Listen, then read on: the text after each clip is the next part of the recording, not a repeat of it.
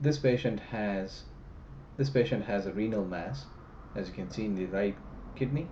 The mass respects the appearance of the kidney. That means this is also called a bean-shaped mass. Most often, this kind of tumor tends to be transitional cell carcinoma arising from the pelvic ileal system, although sometimes you can have infiltrative renal cell carcinomas, such as medullary carcinoma of the kidney. But anyway, this was a patient with transitional cell renal carcinoma of the pelvic ileal system of the right kidney with renal parenchymal involvement, and the patient had nephroureterectomy. And the reason I'm showing this case is to highlight the importance of surveillance in these patients. These patients are at a higher risk of